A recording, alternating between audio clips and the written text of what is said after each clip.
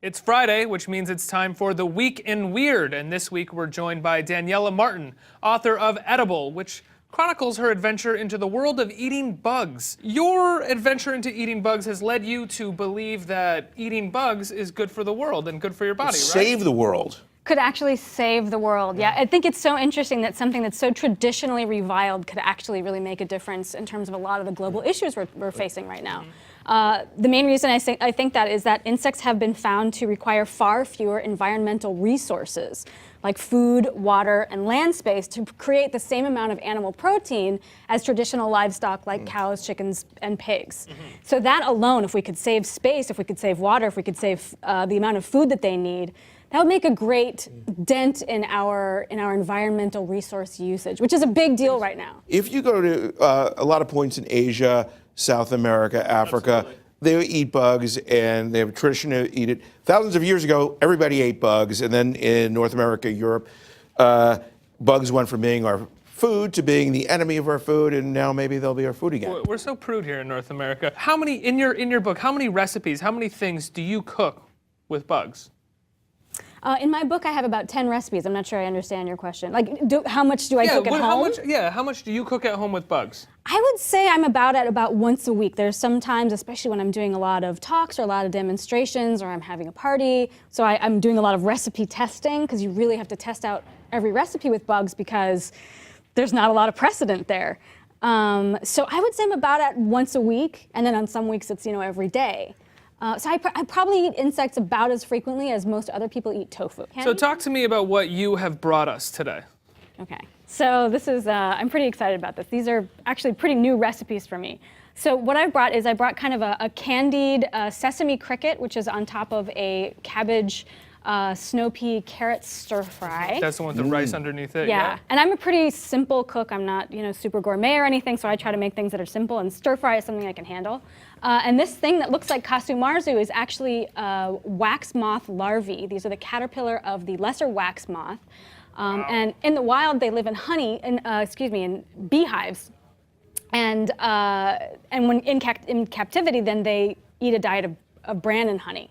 So they taste kind of like a cross between a mushroom and a pine nut. Okay. And these are very savory. They're just basically toasted with just a sprinkling of salt and sugar. Buck, why don't we start with the apple and the larvae? The apple, okay. And we'll reach down here. Have at it. Maybe I'll happily join you. Yeah. Okay. The most disappointing thing about all this is that you can't.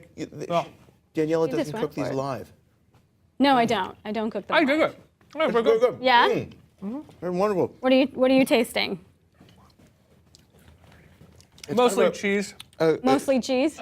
It's a crunchy. But you had a chance to try one just straight, right? I did. To be perfectly honest, in the green room, I'm a pig and I was eating bugs for about 20 minutes. You were munching on them like they were peanuts at a bar, though, right? Yeah, I like them. Yeah. No, the larvae taste great.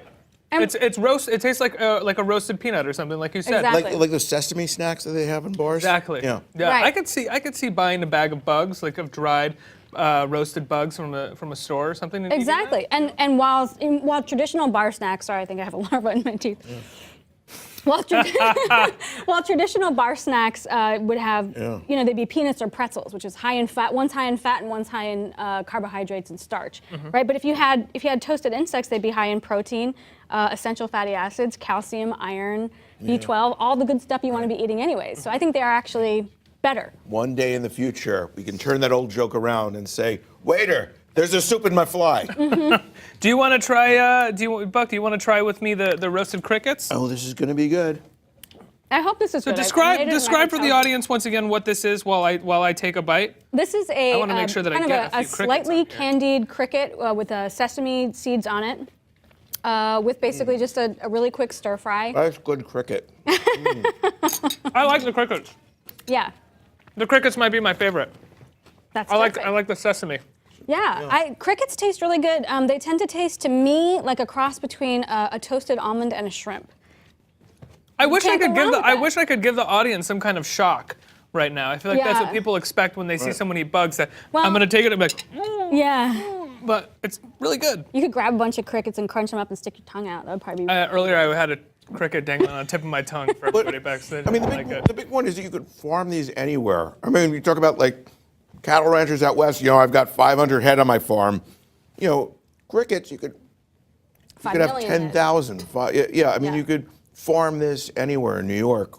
That's the other thing. They can be farmed in vertical spaces. They don't need to run around a lot. Crickets, despite what popular belief, they actually don't want to have to jump a lot. Pig farms, cattle ranches, chickens, they are a big factor in global warming.